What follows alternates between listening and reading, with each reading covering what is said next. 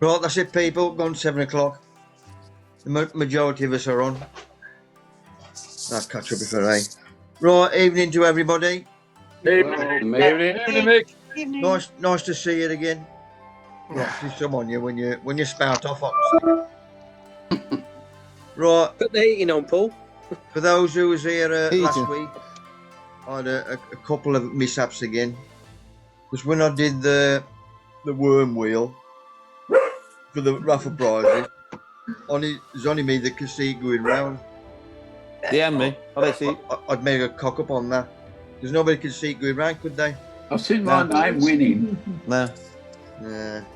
Anyway, hopefully I've sorted that tonight. What's up? Is that my name will be praised? Yes, you're told.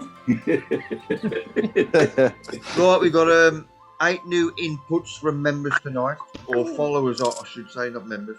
I'll call them followers. So it's working in the sense, if you got anything growing, started anything on, and just send us a few photos and a write-up. 220 photos again. So you're going to learn something.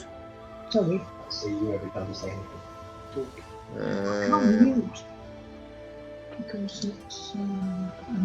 I've got the prize draw about halfway through.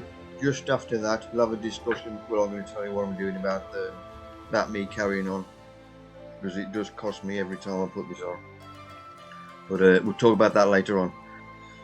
Right then, first photo there is. Your audience diminishes. This is a houseplant, obviously. This is an elephant's foot. I had this from Wilco, another bloody plug. At least 3 years ago. But it needs trimming a bit or looking after. So.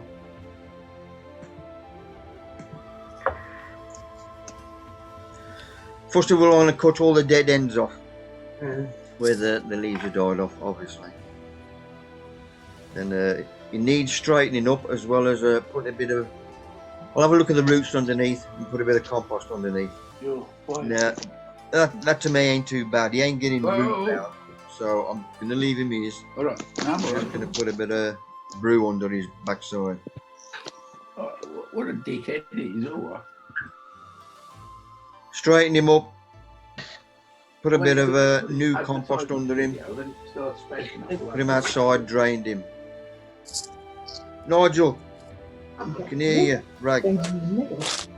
Right, warm end of the greenhouse. I've still got my brassicas in.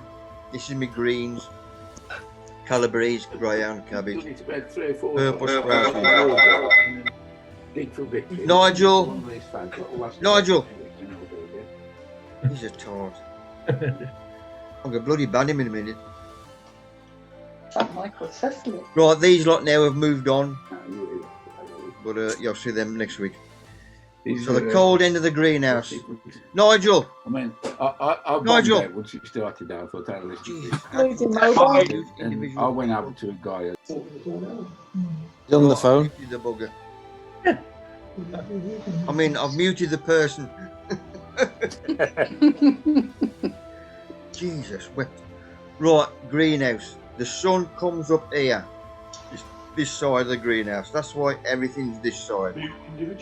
If it was this side, it would be drawn towards the sun. Does everybody understand that? Yes, Mike? Yep. Yes. Yeah. Right, let me move on. Right, this is where, as you're coming to our allotment site, Abbey Road, this is one of the first plots. I did mention this a couple of weeks ago, in the sense, wood chip. This chap asked me about the wood chip. And now, he trialled it a couple of weeks back, and he's done the lot. If you can see me arrow at the top. Yeah. There's the first lot he did, and under this lot. So the dark bits. This is another lot he put on last week, and this and there. So this fresh bit is what he's put on this week, meaning that's the first lot he put on, and that's how quick it's broken down. It's common sense in it, wood chip. It's a natural product, and it's going to do the soil It's going to hang on to moisture, break it up if you've got clay and all crap like this. But he's learning quickly, and he's top dressing everything. So that's looking at his plot again from top to bottom, and I think I should he's have to working. leave. Oh, I can't even leave. Oh, you see. Like this is going to get the papers in the morning. I passed this house and there was a skip there, and this is the same place where I had my carpet from Oh, about 3 months ago to go around my bins. But I've got enough carpet now, so I've left them alone. Right, this is my first inputter. This is Ian's muck heap. Ian's in Plymouth. So I shall ask people to take a photo of your muck heap and send me a photo of your muck heap, and I'll give you the mention. And at the end of the month, we'll have a prize for who's got the best muck heap. Carrots in my tubs, I turn them every other day or when I remember, so they don't draw to the sun. I still have to leave. Right, this little chap, Clivia or bush lily. Now, I did a talk about 2 years ago, and they had a raffle, and this was in the raffle, but nobody wanted it because I couldn't carry it up because I was all old. And so let's flog it up. I says, well, I'll give you £3 for it. He says, yours. So I took it home. That's what I took home. That's just to show you what the chap looks like, and that's what he looks like now. Now, them little shoots on the bottom, it was in my brain that I was going to take them off and get new little chaps out, but I read up on it, and clean the soil off, 12 to 14 leaves before it flowers. So I thought, quarter penny, them 2 little chaps, I ain't gonna bother. So what I'm going to do is leave them on there till they get a bit bigger, obviously. But just look after the roots down here, give them a new brew. But also looking at them, they like a good drainage, dry medium under them. So I thought, well, first of all, compost ain't no good, which he was in originally. So we'll come back onto him later on when I'm going to brew. Right, I love me grub, so do the family. Our big and still one of his favourite ones is corn dog. Everybody should learn to cook. I used to put all meat, well, quite a few of my meals, because I do all the cooking at home, because the missus still looks after her mother. Got no choice. But I enjoy cooking. Every bloke should learn to cook. Our father come unstuck. Mother come down with Alzheimer's. It was a bit dangerous in the kitchen. Father started cooking straight away. He had no choice. He was a gardener as well. He was getting too old for the garden or what he did. But he enjoyed cooking in the end that much. He was making Cornish pasties and he was flogging them to all the neighbours. But it just keeps your brain active. So this is what I do now. This is corn dog ash. We used to have it in the mob. But grated cheese, slice an onion up. Then your corn dog, grate that on all. Boiled taters. Mash them up, mix everything up together. When your taters are boiled, bit of marge, bit of milk, smash them up. Bung that in. Mix that lot up. Good brew. Like if kids don't like onions, they don't know they're eating onions, not when it's mixed up. Then just bung it in the oven. Look at that. He has 2 dollops of that. He might be going back in a week or 2. Right, that's the first one. Second input, this is Malcolm from Blythe. He's got 2 raised beds. Well, he's got more than 2, but these are his latest 2. I like it. Anybody who shows me their muck heap or the raised beds? Yes. I could see him going all the way down that bit of lawn. So, but that's what gardening is all about, isn't it? Right, this is getting my own brew for that bush lily, i.e. the bracken that was I'm drying off. I was going to slice that up, cut some chunks off that. But walking into my tunnel back of the garden, I looked, if you can see that little chap there, so I've got a good eyesight. If you're away, I've got a bit closer. Frogs. I have this little chap every year. If we go back there, how the hell does he get down there? He's got to come in that road. There ain't no gaps. I mean, this is sealed all the way around, so he's got to hide under them steps. There's only that's an old fern. But I mean, what the hell's he doing in there? How does he get in there? Anyway, I saw him. Started cutting the ends of the bracken. I've then got a bit of old wood chip, bit of vermiculite, bit of compost. Then I mixed all that up. Now that's going to should be good for the roots from my old bush lily. And that's what I did. Put a bit of that under his arris. Give him a bit of mic and get him a good watering. Go back on that chap again. Because I noticed my mate down there. I thought if he wants to escape, I'll keep that door open at the bottom. I'll come back onto him later on. Scott, are you there, Scott? Yeah, I'm here with me. Good man. This is Scott from the southeast. He's given us an input before. He's a good lad. He's given us another dollop. So all yours, Scott. Just give us a shout when you want going on. No worries. Yeah. I just found some old photographs of my greenhouse setup. So just, they're mostly chilies. Quad grow at the back, chili grow on the right hand side from Greenhouse Sensations, and an NFT hydroponics planter on the left, which is brilliant. It grows twice, if not 3 times as big as anything else. It is brilliant. It's just water and nutrients. It's fantastic. And in the middle, these thing called air pots, which are really good as well. All right, Mick. Yeah, just stop me on that one you just said on the left there. Yeah. Is the water under that mat? Yeah. There's a tank, and then there's like a weed mat on the top, root mat. Sorry. Yeah. And they just grow onto this root mat, and there's a pump in there, and it pumps the water across the roots just constantly.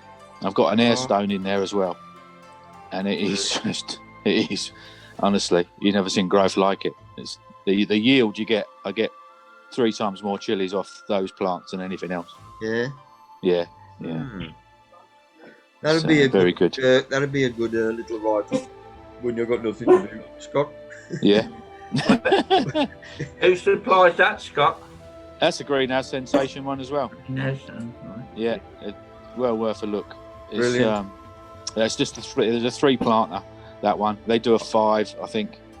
You can get bigger ones. Yeah. So that's just looking at the other side of the greenhouse. So it's just I just found these photographs of it. Like it's from 2 or 3 years ago. But I have basically the same setup in that greenhouse. I've got another greenhouse. It's only a 6x4. That I've got a 4x4 across the garden where I've got other planters in.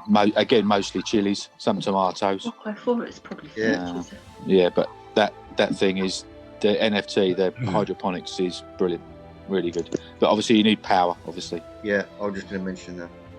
Real. Yeah. And these are another 2 air pots. I've got about 4 air pots, and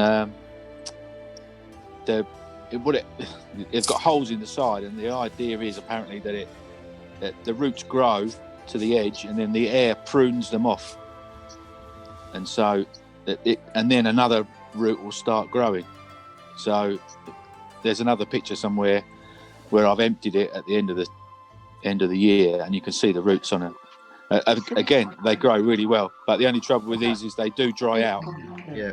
So you have to keep them moist. Bro.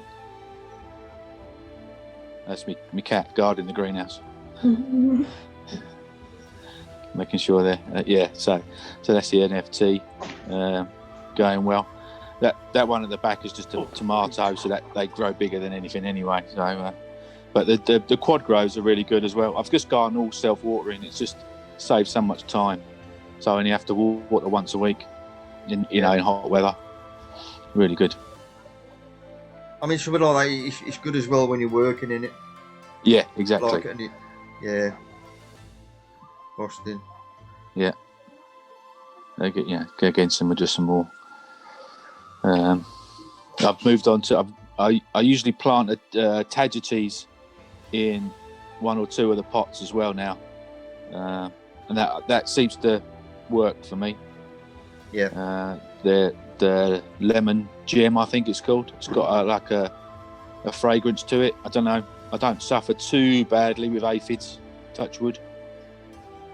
I used to do that years ago. The dwarf marigold, the yellow. Yeah. With my Toms. Yeah. But I say I've gone on to the Ted's cheese one now. But yeah. But if I do, but that is I spend most of my year hunting for these ladybird larvae. Yeah. Because they will eat aphids like they're going out of fashion. And there's different stages you can find them in. But if you ever see them, catch them and put them in your greenhouse. They are amazing things. So that's the root ball out of one of the air pots. So, yeah. Another larvae. So, and that was the air pots. Right at the end of the year, you can see it's autumn now. I just banged them out, and that was the root ball was what come out of that right hand one, I think. Yeah. So. You should save your plants over for next year, like. I do normally keep 2 or 3 in the conservatory. I normally cut the root ball down and then trim it down back to just a few sticks, sort of thing, and then I just leave them dormant, sort of thing, in some compost, and then I've just started watering them now. So and they're just showing signs of life. Oh, can you please explain what they are, them bobbly things? It's called an air pot. Air pot. Yeah, you'll get them at any sort of hydroponic shop, or some garden centres sell them. Do they wrap round the root, or is it a pot? Yeah, it comes in a flat thing, and you sort of coil it round, and there's a bit in the bottom with some holes in, and as you push your compost in, you sort of tight, you push it in tight so it fits in all the holes.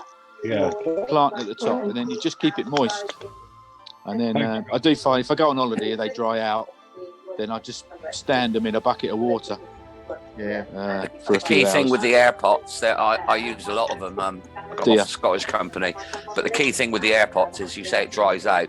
But a bit of advice on that is when you soil up, is push the soil really, really compact in there, and it does help a lot. It does, yeah. A mate of mine, also growing chilies, he's started putting some wicks in them into like a pot. So he stands it in a pot and puts like a self-watering wick through, and that works for him. But yeah. David, you had your hand up then for a question. No, it's okay. Error on the computer. Okay, mate. Okay, Scott. Next one. No, thank you, Scott. No problem. Oh yeah, that's my compost bin. I went down there, the allotment, the other day just to get some. We were replanting something in the front garden, and I said I'll just go and get some compost. I opened the compost bin, and that's what that beautiful sight greeted me. It works. Good man. That's Boston, that is. That is. Look at that. Fantastic. I know. It's a lovely sight, isn't it? It isn't all. Yeah. Oh. Couple of handsome fellas. Scott had a trip to the Black Country. Yeah, that's it. I met this famous author. And that's my. Somebody's got the telly on in the background. Here we are. Somebody. That's my favourite dahlia. It's called Pooh. P-O-O-H. Oh, nice. And beautiful. Yeah, quite tall. And there's another air pot. So you can see you get a good yield from just a small, a small pot, really. Somebody's got the telly on in the background. Gaff Holmes talking in the background. Who? Best thing is to mute everybody, Mick. Gaff Holmes. And while he was doing that, he actually then had some business that I did. Ban 'em, Mick, ban 'em. That's it. So yeah, there we go. Is that it, Mick? Lost Mick. Lost Nick. You muted yourself, have you, Mick? Can you hear me? Yeah. Oh, Yeah. What's it? We'll move on. Please. Jeffrey, you've raised your hand. Yeah, I'd just like to ask, is the shape of the chili plant come by itself, or do you prune it so you can get an open shape on it? No, that's just how it grows. That particular Okay. variety, it's habanero. Okay, thank you. Yeah, it's just how it grows. He's gone for shows, isn't he? Any more questions for Scott while we got hold on him? I just saw a picture thank of you for that me input. toad. That's all right. I think there's one more of a toad, isn't there, in the garden? That's it. My wife was doing some gardening. She found that's a hibernating toad. She found it just clearing some ground cover, and she took her by surprise. But I didn't realise they buried themselves to hibernate. But, yeah. So. Good man. Cheers for that, Scott. No problem. Thank you, sir. Interesting. Right, back up my back garden. I want to get me pickling shallots out. These are my show pickling shallots. So it's only a small bed because that's all I need. This was top dressed end of last year, probably rabbit book, my own compost. Given a good soaking and then covered. Now that go back on that one. That looks a bit dry, but I've only got to go down 2 or 3 inches, and I've got worms in there, which is what I want. That's why I get a good soaking and then cover it. Exactly the same with all my raised beds on the plot as well. End of the season, top dressing with whatever I'm going to top dress them with, water them, good soaking, and then cover them with a weed suppressant. Let nature get going.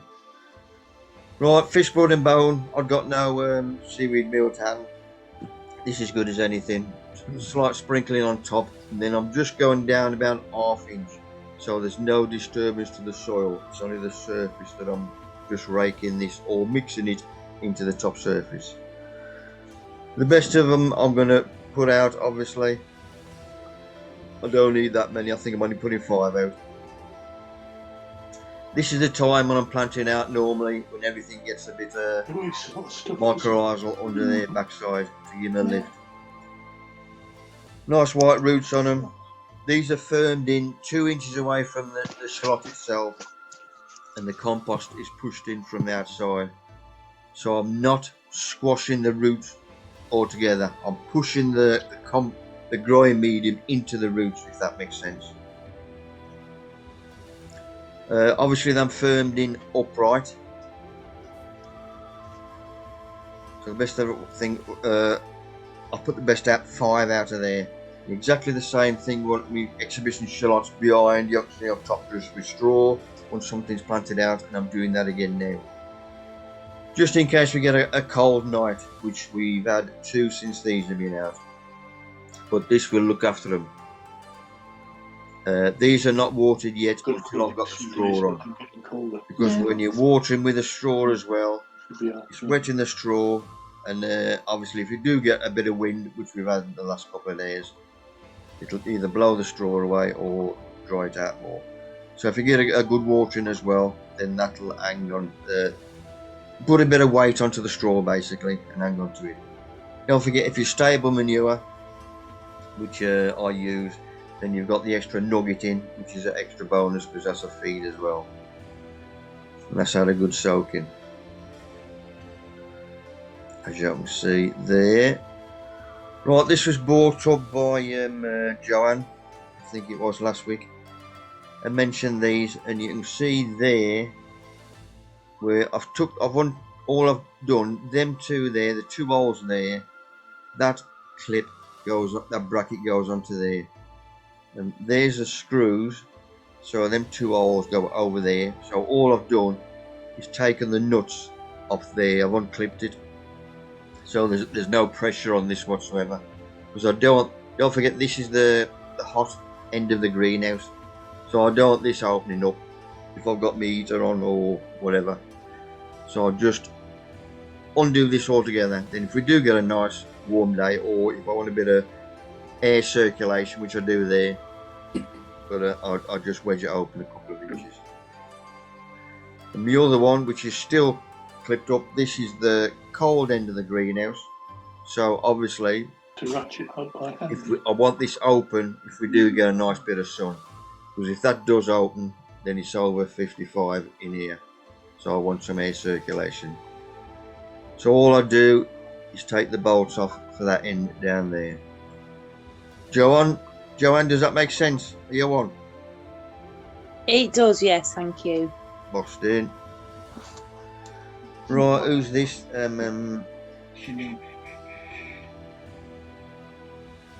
This is Jim from Morecambe. He asked me a question last week. He sent me a photo. Should have put that one as well. A photo with his cabbages in white plastic drinking cups. And I told him to get some of these red cup size. Pound Shop and Wilco do these as well. But he said next size up from plastic drinking cups. So he sent me a photo just to say to me that he potted them on. Good lad, he's learning. Look, pot him on to the first leaf. Good man. Because you just... Right, if you remember these I had last week. Was it last week or week before? Plant them on twice. These new pots. You just take them out and straight The first one I put on, there's a bloody split on the end. So I sent him back, get him a bollocking. Oh, not more food. Lasagna this time. Do you know what I'm putting my food on? Because this is my site now. And I used to, this gets shared to about 12 different groups when it's on YouTube the next day. Somebody complained that I was putting too much food on. Well, it's my bloody program now, so you can suck egg. And the people who complained that he was in, I'll tell you, I do a quarterly bulletin, and 2 pages of their catalogue was on cooking. Is that discrimination or what? And you wrote up lasagna. We all like our grub. A little wassage there, because then I don't want pasta to go crisp, so I put it in boiling hot water. And by the time I'm doing my cheese sauce, them are nice and supple, so they go nice and flat. They don't go crisp when you're cooking. She's got an attention to detail. And this time I did the sauce, it was a bit runny. That was my cock up, so I put some flour in it, and that worked. Nice cream. Right, next one. This is a Prezi from Keith Hine. He sent me some climbers. He's a good lad. I sent him some cormlets early on in the year, and he knows I like my climbers from that garden. And he sent me this lot. Honeysuckle. Luckily they got away post wise, package wise. There's no snaps or breaks. Plus for perennial kale as well. Evergreen honeysuckle. Brilliant. Keith, you're a star. Right, Jerry Edwards. Hello, mate. Hello, Jerry. I was going to read this lot out, but he is yeah. I'll read it out for you, should I? Yeah. I can't find it, yeah. Well, I think there we are. Good afternoon, good evening, everybody. Even in the south, it's still evening, not unlike where you are, Mick. Good evening, Mick, and good everybody. Lovely to see you all tonight. Just a few thoughts on your fruit for this particular month. And Mick's asked me to try and do this every time we have a meeting or every month. So there we go. Just a few things you need to be thinking of at the present time in your garden or allotments or both. Remove all weeds around the bases of bushes and trees. He's reading it. People still need to mute me because I can't hear myself talk at the moment. But the first of all is to any bare-rooted bushes and plants and trees that you've got, to get them in by the end of March. They're starting to grow now, and it'll be too late to plant them. So anything you've still got left to plant or you've got healed in, get them in now. It's not a cool season, it's a warm season, so things are moving, so plant them now. I'm a great organic grower in fruit and veg and great believer in blood, fish and bone. You mentioned it earlier, Mick. Now is the time to start get the spring feed in. Always feed at the end of March, at the end of September. So handful of blood, fish and bone to all trees and bushes now. Lightly fork it in without damaging the roots. Forking it in does two things. First of all, it gets it into the ground, ready for the rain to drive it. It also loosens up the soil to allow water to get into the roots. If you have any winter pruning uncompleted, finish it now because it's quite important as the trees are growing. And stone fruits, which we can now start pruning because the sap is rising, now will be a good time if you've got any damaged or dead or diseased branches on your plums, dams and gages or cherries. Now's the time to do any pruning on those. We don't prune between the beginning of October and the end of March. As ever, remove all weeds. Weeds are very, very great holders of disease and pests. They also suck water out of the soil. So remove all weeds around the base of bushes and trees now. Quite important that they're just starting to grow. Get them out now. They're not likely to appear later. And of course, the forking over will help you get those weeds over. We've all suffered a lot of windy and stormy weather recently, some more than most, and it's quite possible stakes and ties might have come loose. It's important that trees are staked and other fans and spanners, cordons are tied. So just check those ties and stakes now, because once the leaves appear on the tree, it's not so easy to get at the ties or even see them. Equally, check labels are all set in place. Labels tend to blow off at this time of the year, and however good we think we are, we do tend to forget what varieties we've grown very quickly. So check labels are set in place, very important. And finally, if you want to get some 60-day strawberry runners, now's the time to get them. You can order them now, they're quite widely available. You can plant them out in April and then get your first crop in June or the beginning of July. A really good time to get the 60-day runners in, as at the present time. Sorry I didn't have any pictures to provide to you this time. I've been too busy this week to get pictures to Mick, but I think those 6 points are things that are well worth thinking about if you're growing fruit on your allotment or garden. Mick, over to you. Can I ask a question, Jerry? Of course, anytime. Anyone, anytime, yeah. I've failed apparently now. I've pruned my cherry tree in January. It's all lost. Well, the real problem is pruning stone fruits when the sap is not rising is there's a chance of getting in bacterial canker or silverleaf. Stone fruits are a nightmare to grow. They suffer from bacterial canker really badly, especially the dwarfing rootstock we use are strong enough to repel the disease like the old big trees. Don't do it again in January, Colin, but do it when the sap's rising. Sometimes you have to, particularly if birds or winds damage the branches, but try not to prune stone fruit. Let them naturally heal if they break. It's quite important. And if you see any sign of where you pruned it, Colin, any sign of any sort of canker forming, cut it back because you're in the growing season. Right. So now is the ideal time really to prune. When the sap's flowing, the buds are swelling now, certainly down the south where I am. Usually from the middle of March until the end of September, you can prune stone fruits.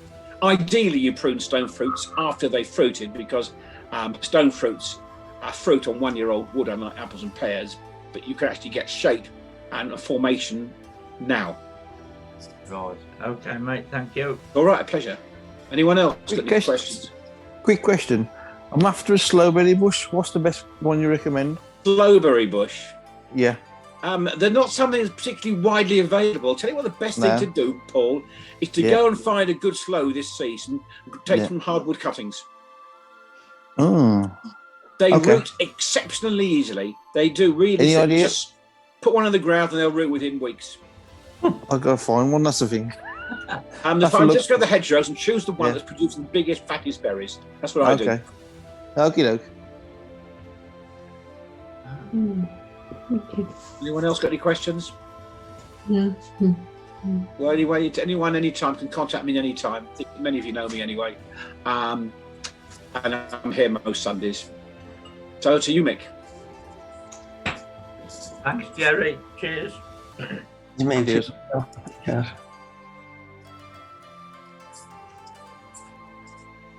Yes. Where's Mick gone? Vicky, you've muted Just yourself. having a cup of tea somewhere. Jerry, do you have a website? Yes, I do. It's Jerry Edwards Auto Services at outlook.com. You can get me through the RHS if not, because I work for the RHS as an advisor, food advisor. Okay. Rob, before we got that photo up on what's on the screen now, I thought I put 2 photos because I was going to introduce Jerry. Obviously, they ain't come up, so I've made another cock up. They'll probably come Don't up worry, then. mate. Sorry? My email's good enough. Bloody thing this is. No, it ain't come up. Okay. What I was going to say, I've met Jerry a few times. I've had him up for when I was chairman of West Midlands DA. I had him up for a talk a couple of times. I've even been down to Wisley, RHS Wisley. That's where you work. It's still, Jerry, yeah? Yeah, we're still based at Wisley. I'm working from home at the moment, of course. Yeah. But yeah, I'm just down the road from me, Wisley. There's about 4 of us had a trip down there a few years back. He was giving us a talk on the apples. But it was a brilliant, good day out. It was a few years ago. It was a good day, that was. Wasn't Enjoyed it? it. Yeah, it was a really Yeah, good day. brilliant. So, if he don't know anything about fruit with me and shit. Thank you for that, Jerry. Good man. Anytime, anyone wants any questions, just contact me anytime. You can get me through, Mick. Yeah. Well, and both the questions through here are brilliant. Right, going back to me, mate. I'm going to help him out because he's still looking up. How the bloody hell is he going to leap up there? So I thought, I'm going to help him out. I'll put a bit of string down, he can climb up. I get him 2 days and he come out. There he is, look. Oh, there. So he's a SAS frog. Just picked him up, There he is. took him out. Get out. I helped him out. Anyway, What, he's legged it. Anyway, Literally. that's Freddie. I'll see you next year, mate. That a joke, mate? What? Was that a joke, climbing up string? Yeah, I helped him out. I'm trying to keep a straight face here. I can't do it. Right, my strawberry on the patio. He's just started throwing new growth. Oh, we've lost him. Don't forget, this has been in the greenhouse over winter. No, calm down, love. But the strawberries on the I'm fair, everybody else is gone. So there's my little chap in the basket. Right, Joanne, come on, from Manchester has sent me this photo. I've had some of the water top bottles, but I sent her a message back, and on the top of this plastic bottle, you've got another little rim of plastic on the top of there. You've got to cut that off as well before you put this top on. Otherwise, you'll have a little leak, which I did. Have you sussed that out, Joanne, now? Yeah, took them off now. It's much better. Boston. Yeah, I love them. They're brilliant. That's how we learn. Right. Spin the ferret.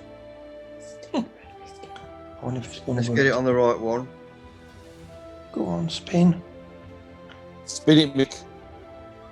Do you all see it going round? No. No. You bloody better. No. No. No. No, we didn't see it last week. Go around either. It's cheating, I reckon. Mark Jackson has got that. There's something bloody going on here. I tried this earlier on. I'm going to knock him off. It was like last week. We didn't see it spin. Shit. Or press C, TRL and enter. Jerry Edwards, you've got the second.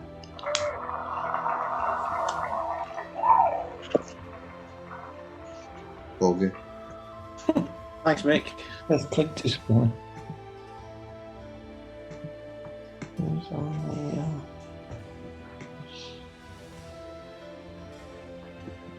Pain in the arse.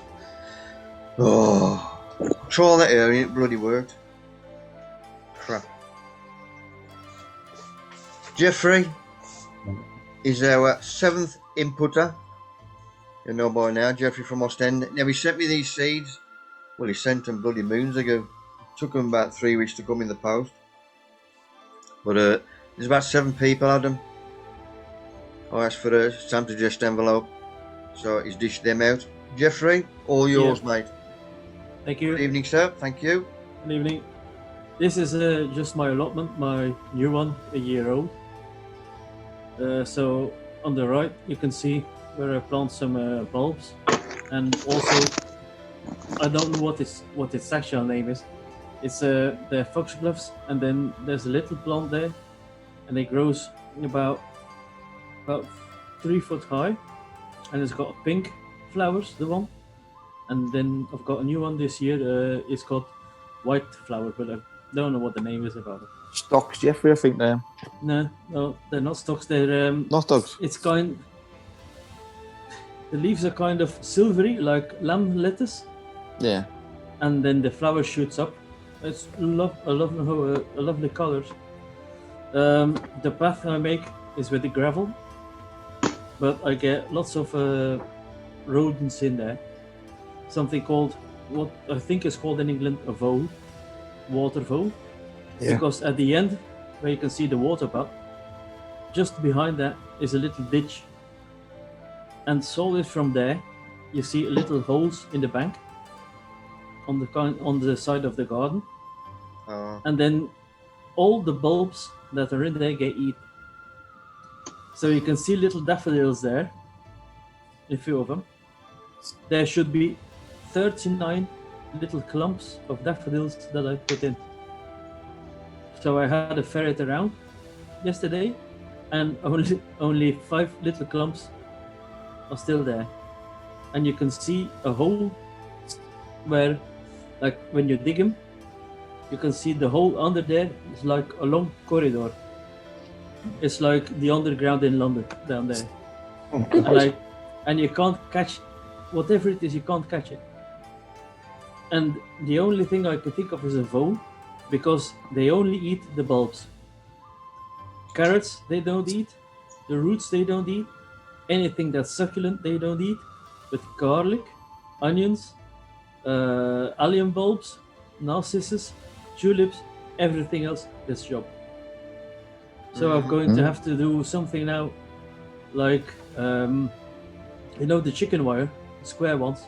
Yeah. About 1/2 inch square. So I'm going to make little bags of these, put all my bulbs in there, seal them off, and put them in like little packets of that. So I've tried it with a few tulips, and they don't get eaten, but you can see everywhere under there where it's been trying to get in. So my dahlias, gladioli, everything is going to be in them now. Right, next one. This is my attempt to make bird houses. It's a hardwood, so they don't get soaked or anything. So I put these up and try to attract the birds with a little bit of a feed under there to show them, look, you can rent this for a reasonable price this summer. So like a little summer house. Nothing's been there yet except to eat. I get finches, and then I get what's it called?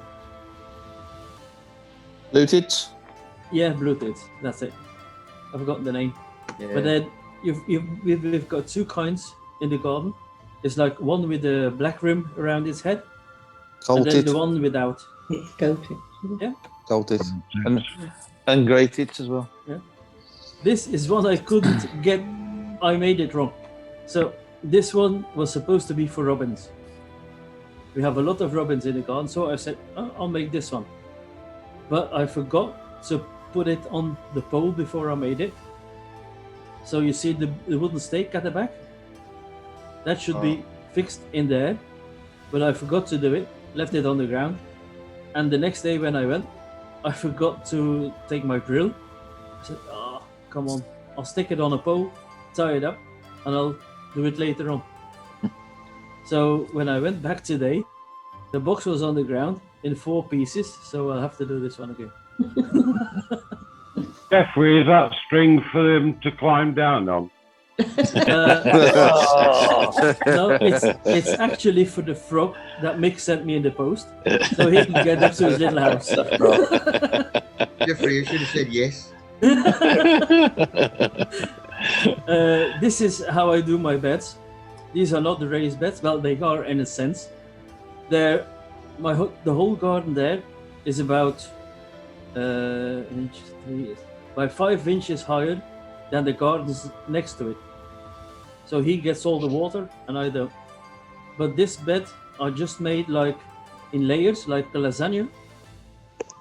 They're really level with the ground, but actually they're about 9 or 10 inches in height. But I keep them on the list so I don't have to use the wooden pallets to keep them in check, because what I grow in there can grow straight into the ground, and the ground under there is clayish. And the other one,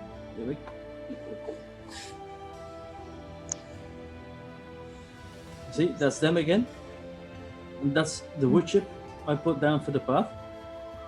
And everywhere there are hoops, that's the bed. The only thing I do in the winter before, well, in the autumn when I finished everything that's in the bed, is just put horse muck straight on there and leave it all winter.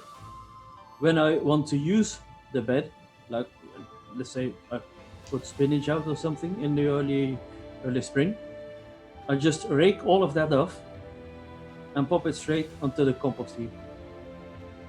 Yeah, Mick. This is where I got the bugger in. You can see those groups of daffodils. You'll be able to see another pic later on. But they're all in the nets that I mentioned before, the wire meshing. Now he hasn't got any of them, but when I scratch around, all around the bags, all around everywhere else, he's been looking to get in to eat the daffodil bulbs. God. And that's the polytunnel. And I put, I tried to save water. So I put a gutter onto it. And then the piece of plastic in the long side of the tunnel.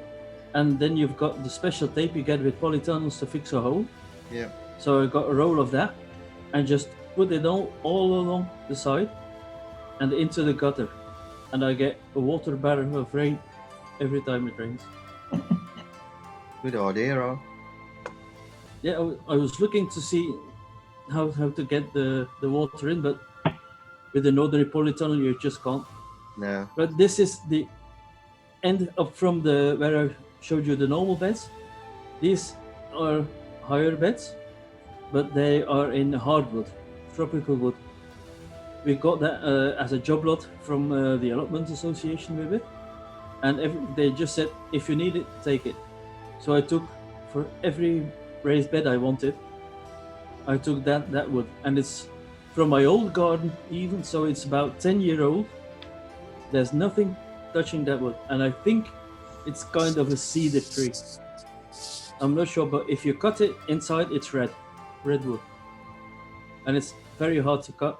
Very. If you nail anything into it or screw a screw in there, if you haven't drilled a hole before, it just splits. You can't do anything with it. But for this, it's ideal. It doesn't rot. It doesn't do anything. It just stays. They're about, I think, 10, 12 years old. Sounds like Canadian redwood, that make Jeffrey. I don't know. We got them from. It was an old shed that they pulled down. They said we're going to build a new one, so they took all those planks off and just said, if you want them, use them. So we did. And this is where I keep everything that needs a softer structure of soil, like carrots, parsnips, beets, anything that needs to go down, like salsify. I get them in those beds. So the first bed, the one with the white cover, is just under there. There's spinach that's been there all year. It's called Perpetual Spinach. So that's in there. The second one you can see with the floppy things, they're overwintering cabbage, cauliflower. I sowed them in. So you sow them in July, you plant them out in September, and you just leave them over winter. Now it's been -10 over here. It was -10 for 7 days in a row. So they survived that, and now they're actually starting to like close the leaves, showing like there's going to be a little bulb there, a little what you call cauliflower. Might be a couple of years for. Lovely, Jeffrey. Anybody got any questions? Thanks for the seed, Jeffrey and Mick. I'll look forward to growing those. Very good of you. Yeah, cheers for them, Jeffrey. No problem. Good man. Thank you, sir. Bye.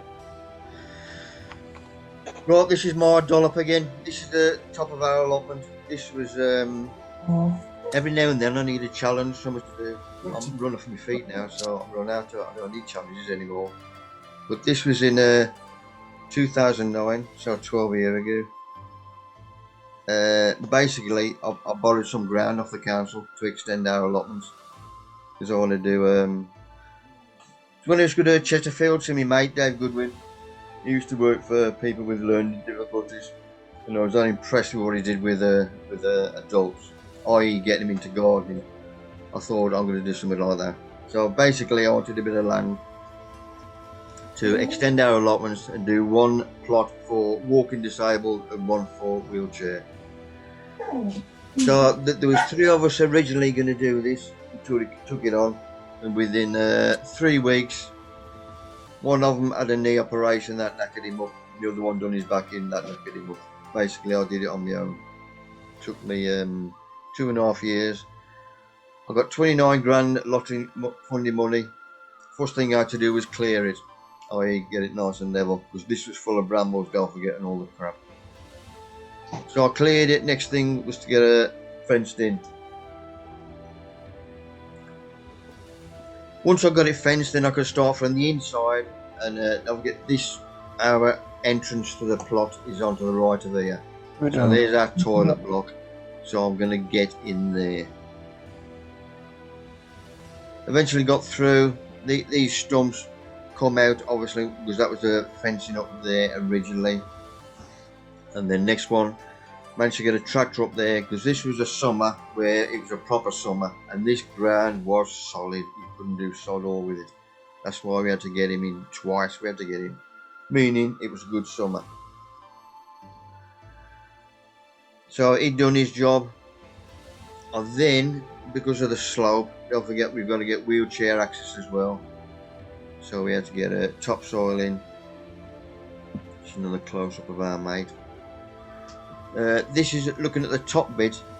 What I did was plant some trees and bushes up here as well, stop the ragworts getting in later on.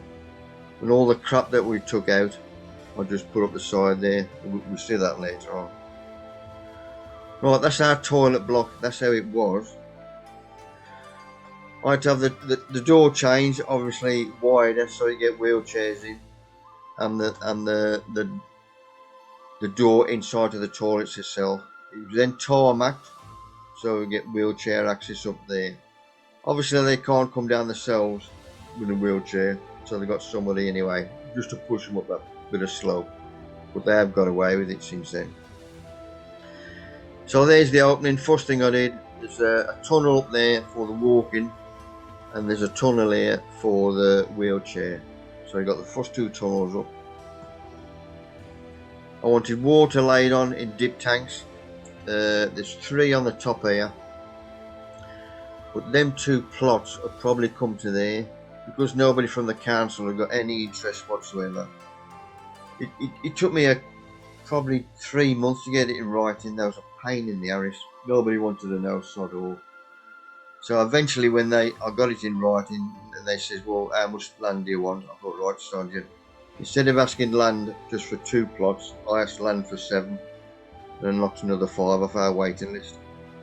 But still they got a bloody clue until they watched this. It was too late then, they called him sod all. So the little tarmac drive which comes up to here, there's one tunnel. We've also got a dip tank there, water laid on for them there. As you can see how compact it was, but every tunnel has got a raised bedding. And also there's chicken wire on the bottom of there to stop the mole coming in, licking the bloody worms. That was the leftover of my roll of chicken wire from doing my allotments, the school allotments, and I did all the raised beds on these as well. I still had spare. My mate down Cradley, he got a plot luckily, and he wanted chicken wire. Half a plot come spare next to him, and the committee says, "You can have that plot." He says, "Christ, I can't do this." He says, "I'll tell you what I'll do. If I can have chickens on the whole of the half plot, I'll take it on."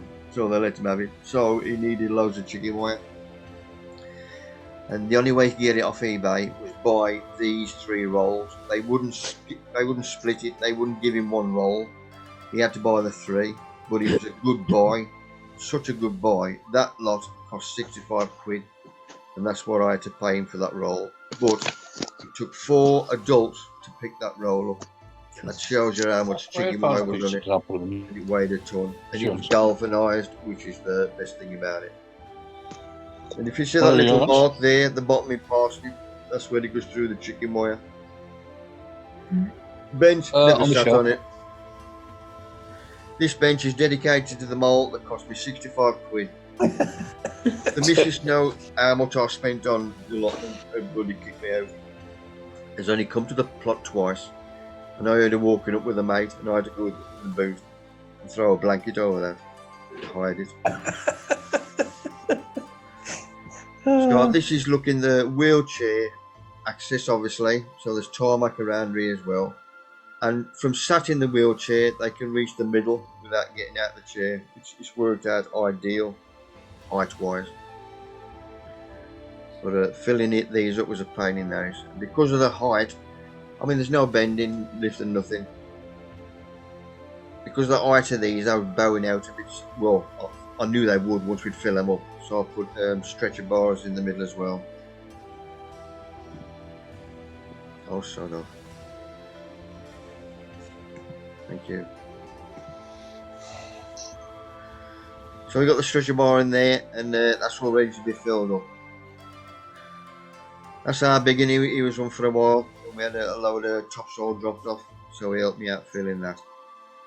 The hardest job with raised beds is filling up. But now if you fill them up with it, well, I'll start with the natural products now. Like if I was filling in from scratch, on the bottom I'd put at least 6 or 8 inches of wood chip, because that's going to break down anyway. By the time you planted so much in there and then roots have gone down there, that's going to be rubbed down.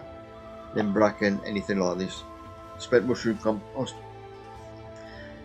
Won't cast anything, leaf mould, normal compost, but a good brew. I put a grapevine in each tunnel outside, going underneath. So it's planted other side of that, then it come up underneath into the tunnel itself. So both tunnels are up. I've got the timber ready to do the raised beds. I started on, just about to make the raised beds out there in the tunnels. Now I can start on the top. Obviously, we've got to get this flattened again, work out where the raised beds was going. So I've made them so you could just lay them on top. There they all ready to lay. So I've marked out where the beds was going to go and the width of the wheelchair with a bit of extra. So I had to get a little man, put tarmac in. So I put the hard core down first. Then he put his first dollop in, let that go off, and then he put the next dollop on top. I say luckily it was a good summer that year. So within 2 days they'd done the lot. That was getting ready for the next lot. So that's them lot done. Exactly the same again, chicken wire on the bottom. Them was just placed roughly where eventually I want to go. Obviously they're going to be all level when they do get going in. But filling these again, nice drop of muck on the bottom. Anything I can get hold of. And once this is weeded, there's a weed suppressant put down and then weed chip. And these lot here, these were delinquents doing a payback, i.e. cheap labour. So I got hold of them, luckily. Got them to graft for me. But I just told them, do your job and I'll look after you, in the sense I'll get you to dinner. And so I was over the move with. Well, all I did was go to Caslon Primary School and know the kitchen staff up there, and I'll get some dinners. They work like Trojans. Bloody worked. He's really. Benches I got for them as well. Fruit trees, I'd put it down the side of here. Because of the moles, badgers digging underneath. I put a metal sheeting down as well, stop the badgers getting in. Them a pain in the arse. And that was at the top. I put some sheeting down looking for them. Right, this is my rhubarb on my plot, so I'll give them a good dollop of rhubarb each. Proper blank country brew. So I'll dig a hole, nice drop of muck underneath them, then throw it in. Give it a good watering, muck on the top. Nature, get going. And this was on the walking. So that's this end done. I'm now working on the other beds, filling them up. And then once we have finished, that'll be wood chipped. Both of these tunnels now have had new covers on since I put in.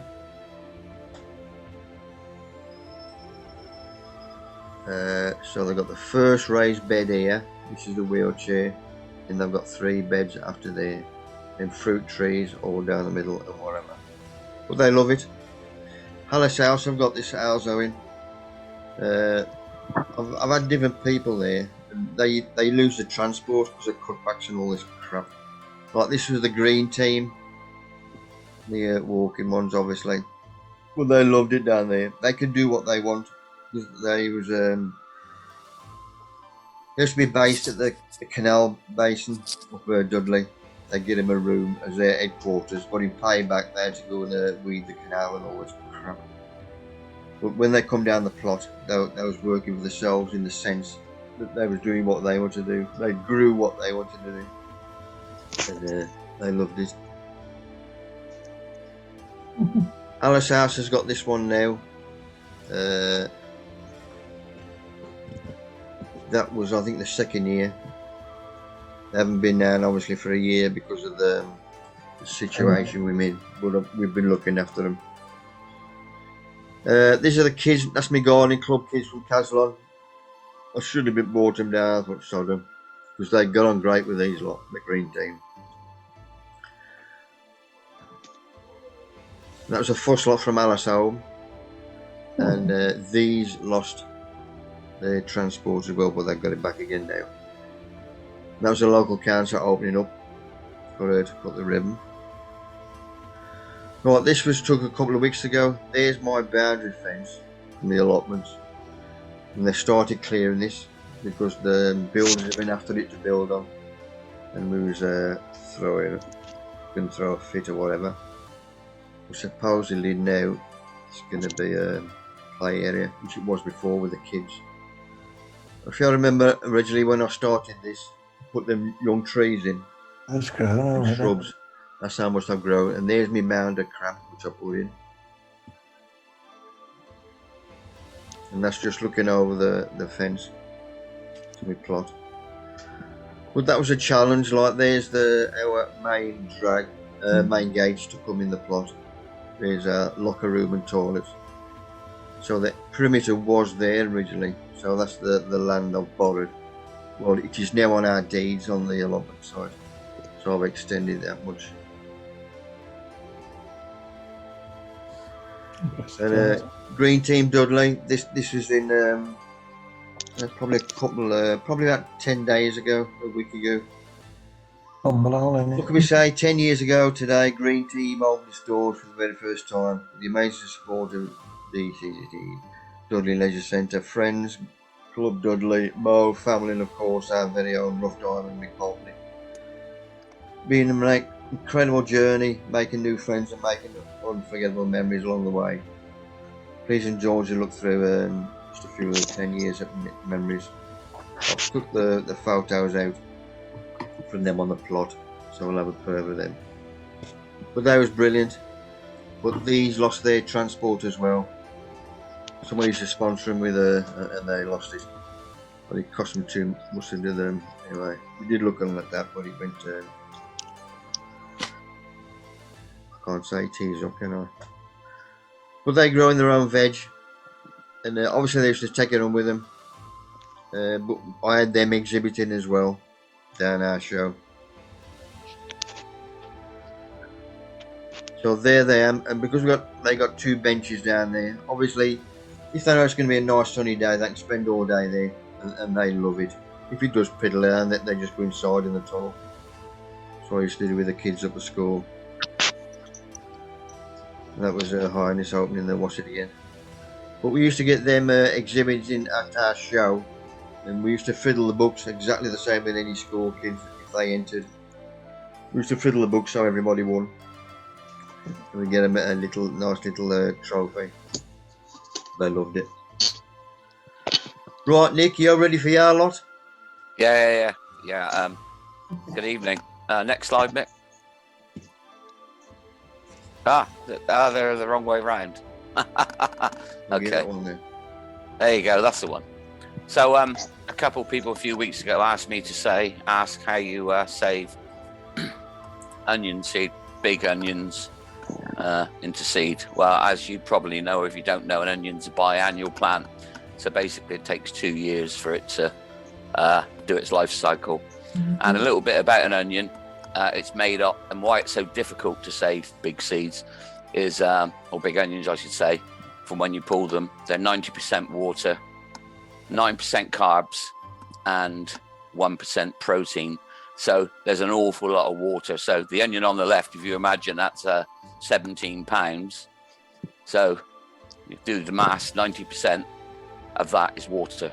So it's quite difficult to go from the left picture to the right picture in 18 months' time. Next picture. So this is how it goes wrong.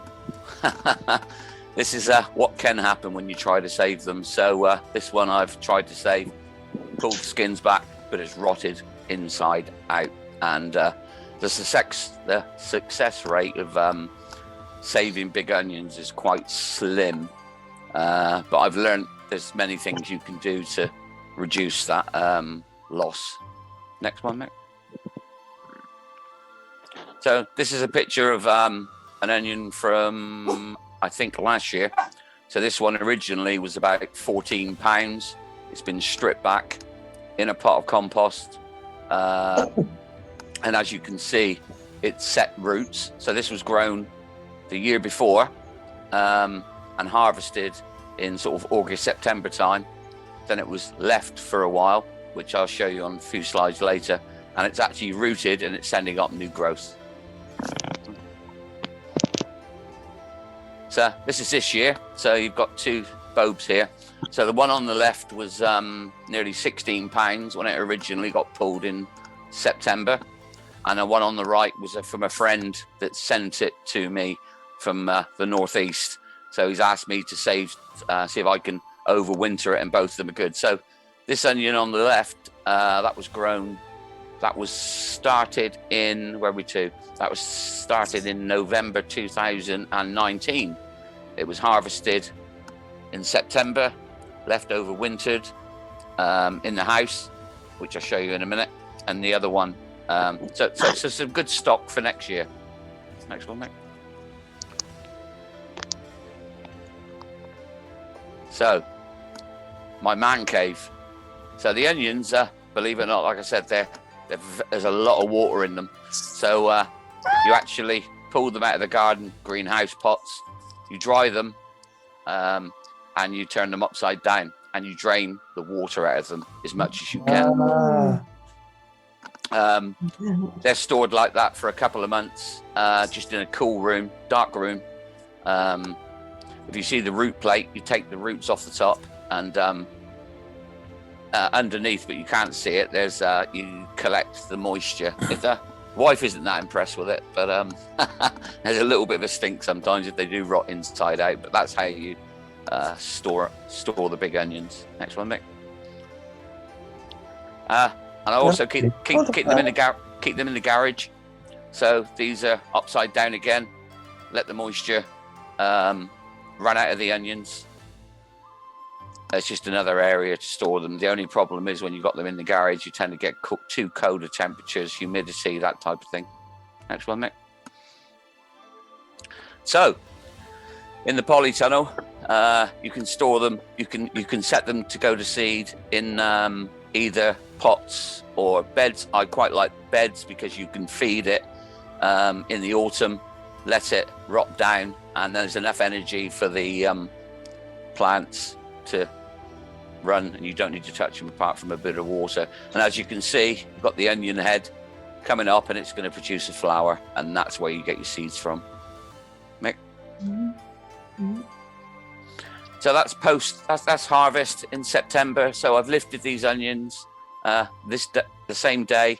They're in the greenhouse, 14 by 8, and you can see the big fan. So what I tend to do is lift them, put them on their side, and dry them in there for about a week to 10 days, maybe 2 weeks, just to dry the root plate out. It's where you get the moisture in the root plate. You've got to remember, when you're saving onions for seed, you don't need to worry about the outside of it, although it will rot. It's the centerpiece, we call it the candle, that's the most important thing to look after. So the candle is where the root plate is, that sends the roots down after the winter when you put them to seed, is the most important bit. Next, Mick. So, final slide. I think it's the final one. They're not quite in order, but this is live yesterday. So these are my plants growing now, today. So if you imagine these are growing today, these will get harvested in September time. They'll go to Harrogate in a couple of shows, and then I'll bring them home. I'll overwinter them and do the cycle again. So the idea is to keep having your own stock. You can't buy this sort of stock in the shops from this type of onion.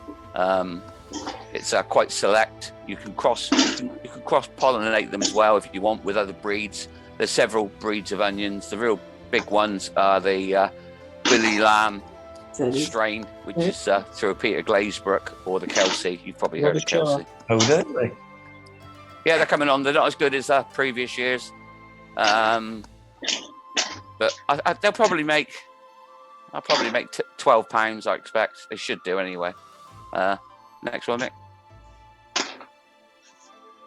That's it. That's it for me. Boston, anybody got any questions for Nick? Yes, Nigel. Nick. Nigel. When you upturn the onions, Nick, to drain them, what's those little white collars you use? You can buy them off Amazon. Just put in polystyrene rings. I think they're like a hobby craft thing. You can buy. Right, you can buy different sizes, tiny ones and big ones. Okay. Yeah. Yeah, they're quite good because they're quite gentle on the onion. Small onions are very easy to keep, as you know, because you can buy them from the supermarket, and they're harvested in the summer, and they go right the way. They're kept in cold store, and people pack them and sell them. But the big onions are difficult to keep, very difficult. So once that onion's put its flower spike up, when do you actually harvest the seeds from it? Right. So the ones I showed you that's live now, that's rooted, they will probably send a head up probably May, June time. I put a lot of flowers, wildflowers, that type of thing next to them, so we get the bees in, pollinate them. The head starts to go quite dry, dead around late August, early September. When you see the flower heads open, you can actually, if you get hold of the head and squeeze it, you see the seed drop out. That's the time to harvest. And do you use like a high potash feed to encourage flowering, or do you put them under grow lights or something? So what to aid storing them is I use a high potash, sort of potassium potash feed around about early August, which because the growth has stopped by the end of June. They're quite light sensitive onions. As soon as you get to the 21st of June, the flutes coming up tend to stop. Well, when I say stop, they just go very, very slow. Your growth is right the way through spring That's like the longest day past. Yeah, the longest day. So they will keep flowering up leaves, but so you get to a point, sort of, I don't know, mid to late July, and then you increase the potash feed to harden them up. Okay, thank you. Any more questions for Nick while we got hold on him? How do you find the LED lights, Nick? Yeah, they're pretty good. I use so I used to use normal white fluorescents quite a few years ago. I went to LEDs about 6-7 years ago. Yeah. I use 600 watt, quite expensive to run, mind you. Oh, really? Yeah, they're 600 watts of raw power. They're not sick. People got to be very careful what you buy on the internet. They say they're 1,000 watts and all that's a load of rubbish. These are 600 watts each, so it's fairly expensive to run, but it's sort of essential if you want to maximise growth through the winter. What's the colour temperature range of them, Nick? They're full spectrum. Oh, right. So they're right the way through the spectrum. They'll do from vegetation stage to leaf to flower. They're aimed at weed growers, to be fair. But they're good lights. I mean, you can spend a lot of money, a decent set of lights nowadays. I mean, I bought these 3 or 4 years ago, the last one. You're talking about 600-700 quid a pop. So was it like Spider Farmer or Mars Hydro or something using? Sorry? Is it Spider Farmer or Mars Hydro? Right. Spider Farm lights are brilliant. They're very expensive though. I mean, you're looking at a 600 watt unit. You're looking at about £700. I've got one to try. You'll have to let me know which version you got. I always maintain with lights. It's not about. It's called the SP1000. I think it's a square one. Okay. The thing to think about when you're buying lights, it's not about the watt. Sorry, it's not about how many watts or watts they advertise. It's to look into the spec and look at the lumens. Yes. I mean, each one of mine are chucking out about 23,000 lumens per light. Excellent, Nick. Thank you, Mick. Thanks, Nick. Nick, didn't you say that they're expensive to run, though? Yes, they are. So, money-wise, you're probably looking at 600 watts. Imagine a kilowatt of power per hour is about, on average, 15 pence. So if I'm running 3 of them for 12 hours, you do the maths. It's probably 25 pence, probably 35 pence an hour. Wow. Yeah, so if you're running, so when I was growing seriously back in 2018, 19, I'm not growing seriously this year, although I should get some good stuff. I was probably spending £200 a month on electric. Good. You told us that the other week, no. You've got it though, ain't you? If you're after the world record, that's what you've got to do. Yeah, it's about maximising everything. So if you do, you sort of, if you don't do that, and then you get to the end of the season, and you think to yourself, "Oh, well, I cut this, I cut that back," and you just sort of kick yourself a little bit, don't you? Yeah. Well, you proved you can do it, didn't you? A couple of years ago, Barragan. Yeah. I mean, I did well last year. There's no shows. I was nearly £16 last year. 2019 was a bit of a disaster. I changed quite a lot of the ways I did my growing. It all went wrong, which happens with gardening, as we all know. 2018, I was near the world record. So, but who knows? Which world record? Most electricity.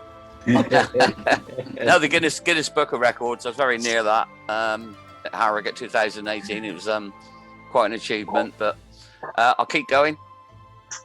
Good man. Does your missus know how much you spend? Yeah, she's all right with it. You cool dude. Cheers, Nick, mate. Thank you. Good man. Can you not put them on solar? No, you'll never create that much power. I mean, solar panels. I'd probably need a field. Yeah, we do. Right, this is back to my greenhouse, top of the garden. You know, I was keeping the warm end of the greenhouse, a bucket of rainwater. Greenhouse temperature. When I fill me come back round, boys. What? When I fill me bottle of water up, there might be some bits in. So when I do fill it up, as we can see there, I'll let it settle and then squash the bottle, and all the bits come out the top. Then I put the top on. I'm ready to go. Just a little one. Right, this is Saturday down the shed. Because we had that talk last week about my rock dust, I had an influx of people after rock dust. We got it all bagged up ready. And the shed's open 1 till 3. We got them queuing up when we got there. And we was hard at it for an hour solid. When all the rock dust went, well, I had to start filtering some more out. But it was good in the sense that we had a few people there. That's pretty funny, but okay. We had some new members coming on. There was Malcolm from Cradley and Dave and his missus. I don't know where they come from. I was that busy. Cradley. Yeah. Boston. And I took a few bags away with you as well. Yeah, yeah. Mick. So I just started bagging some more up, which was Mick. good. Mick. Yes. Look at the hat. Look at the hat. Put your head closer to the old strapper. Hold right, sir. Reaming rock dust. That last year. You could have took it out your hat before you put your hat on. Put it up on your head, you told. That's me head. But David, while he was there, Dave, what's your wife's name? Sue. Sue, Dave and Sue, while I was there. Obviously, they become members because they had to for get the rock dust and that. But they mentioned, if you remember, I mentioned last week that I've got to start thinking about asking for a quid off each off somebody off PayPal. Well, they don't have PayPal, so they come and says, "Are you going to be going for the next 5 weeks?" I said, "It should be all." So they paid me a £5 straight up, basically. Obviously, to keep me going because I have to pay for the Zooms, the prizes as well, postage and all this crap, plus my time. I mean, I don't mind doing it. It's great putting it together, but at the moment, costing money. I've got more time than I don't want to keep. But if we do want to keep this going, because our big un mentioned this, and there's a few people doing it now who's doing Zooms, and there's one, he's a DJ, but he does quizzes, Zoom wires, and all he's doing, anybody who views in, they just pay £1 a week on her PayPal. That's all I'm asking. You ain't got to pay, but if all I need is 20 odd to pay the £1 on PayPal, all you need is me email address. I just bung £1 a week in, just to cover my costs. But if we can start from next week. Could do that because Bennett shows what to do. Anybody got any comebacks on that at all? You want me to carry on for the first half? Yeah. No, I'm cool with that, Mick. It takes a lot of time and resource. Definitely. I think that's a fair comment. I wouldn't mind paying for that. I'll pay as well, Mick. I enjoy doing it, but there's quite a bit of comeback saying people are learning. Have you thought about the summer, Mick? Spring, summer, everybody's busy. Have you thought about changing it from weekly, or do you think it's okay? I mentioned it before, and most people are happy like as it is now on a Sunday evening. Okay, cool. Do you mean every fortnight or something? Especially if we're still in lockdown. That was past the time away. See, if we are busy and whatever, this might only last an hour instead of it's an hour and a half now. Mm-hmm. Mm-hmm. You know, or we could say I don't know, 8 o'clock, 8 till 9. Start at 8. You know, if that's a bit better. Yeah, I think that'd be good for the summertime because I quite enjoy doing them. But I think 7 o'clock on a Sunday because I work Monday to Friday. Yeah, me too. Is 8 o'clock good for people? Yeah. Yeah. I mean, son, there's a lot of crap on anyway on the box. Well, if there's anything good on, just bloody tape it. Tape it. VHS. Any road up. Betamax. The mucky books come out. Yay! Got mine today. I'm really pleased. At last. Yeah, got mine today. Good old Amazon. Right, this is just one thing, mate. Just one thing. Going back to what you said about your book. That was a good lady. If you join on Amazon and go on to Amazon, I don't know, it's Zoom or something, and make you send a Prime. 30-day Prime and make you send a 30-day member, you get free postage. Don't forget to cancel it though, because they'll charge you at the end of the month. Yeah, in 30 days. I've already done mine. I did it for free postage, now I've shut it down. Oh, good man. Thank you for that bit of info there. Mick, there's also people asking you to write in the comments on this Zoom, put your email in so they can send you your money for the Zoom. Yeah. Yeah. Well, we all the get the Zoom link invite. by email. Yeah, we all Mick. get the link through Mick's Mick, email. just chuck it in the chat. Everybody's got it then. Yeah. I don't know where the bloody chat is. The chat button at the bottom. Down the bottom, down the middle. I ain't touching sod all. 20, 27, 28. Any road up. Ben, come here, we want you.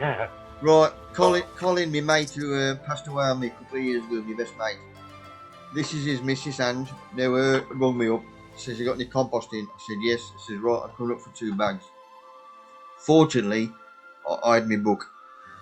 And we both shed a tear here because I showed her the book. This book is dedicated to Alf Thorne and Colin Bagley. You don't get oppos like you do in Civvy Street. These two were the exception. Both of them passed away on me. So the book is dedicated to them too. That's why us two others, but I loved it. And that's what it's all about. Right, a few people, some Piso buggers, says 12 quid for a bloody book. I thought, Christ almighty. It took me yonks to get together. There's colour photos on every page. If you buy most normal compost books on eBay, if you go through them, most of them are waffle. There ain't many photos. Photos are proof. Because it's there, it's in bloody photo. So to get all colour photos on and all this crap any road. All I'm making on a book is £2.58. Amazon are taking the rest off. That's a good photo on the front, Mick. Who took that? Some smart ass. Probably you, Warren. Did I get any credit inside the front cover? Yes, you've just bloody had it. I want my It's in the book. post. I want my book bloody signed. worldwide now. If you go on the YouTube, the interview should be on there, and all should Mick of that Gardener's World. On your YouTube Mine channel. this morning, it was delivered. Yeah. I got the book this morning, Mick. Good man. Background picture. So I'm only making £2.58 a book, and that is taxed as well. Oh, good. People say, why bother? Well, why bother with YouTube? Because I got my own publisher, but that was going to cost a bit. But, not YouTube, bloody Amazon. The good thing about Amazon, you send them the book and they publish it for you. But the best thing about them, because they are a pain in the arse sometimes, they post it for you as well. And Right, just putting in, I gotta go. Thanks a lot. Cheers, bye. Cheers, Nick. Thanks very much for Bye. your talk. The good thing about it is it's worldwide. So, they advertise this in India, bloody everywhere. Well, they can understand me in India, can't they? Even Colligate as well. It saves me bloody posting it, though, going down the bloody post office every time. Yeah. That was the main reason through having Amazon. It's worth thinking about, isn't it? Very good. This was Saturday as well. On the left was the chicken muck. That's over 2-year-old. Now we start having the goat muck, where my arrow is. And that's 2-year-old. There's my rabbit muck. And we start getting that soon, which is a spent ops. Beautiful. Well done, England. Fight to the end. They will. Black Country Cup of Tea. I see people. Hope you've enjoyed it. We have. Learned something. Yeah. Thanks, you Mick. very much. Thanks, Mick. Great night. Great night. Thanks, Mick. Anybody got any questions while we're all here? Keith, thank you for your stuff through the post. I'll just send me glass up. Got a question, Mick. Yes, mate. How many holes in a string vest? George called whose bloody vest it is. I've only ever had one string vest and that had holes in it. The moles.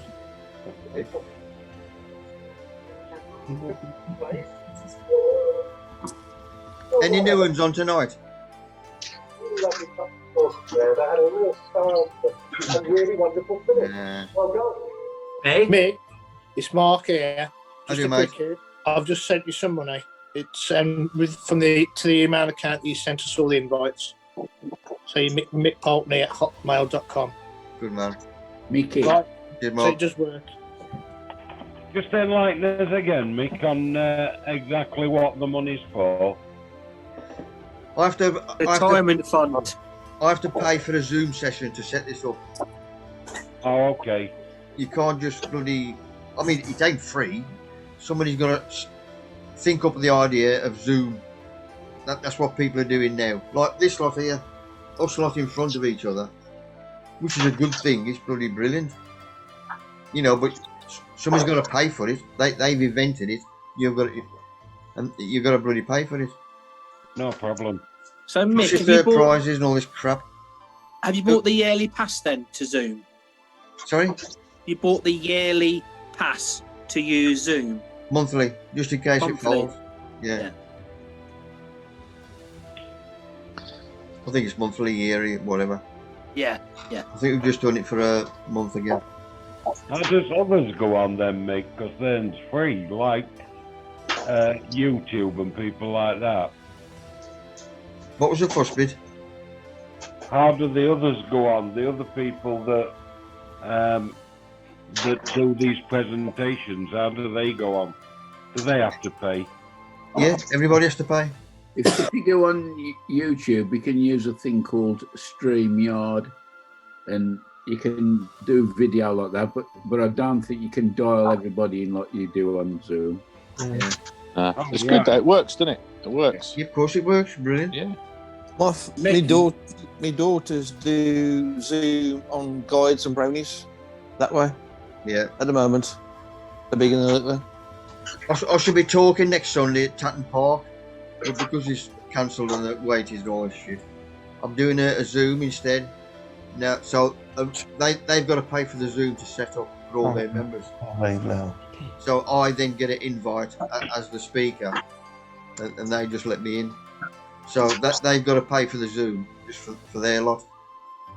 Okay. So whoever puts the talk on pays for it. So how much do you want us to donate then, Mick? For the week. £400. A week. What's that? A week. How do you do a write-up on this saying thank you, everybody? Mick, you're going to put like a reminder on the email for us just in case we forget. Yeah, I was going to say that because Nick, you've got to do that, Mick. Because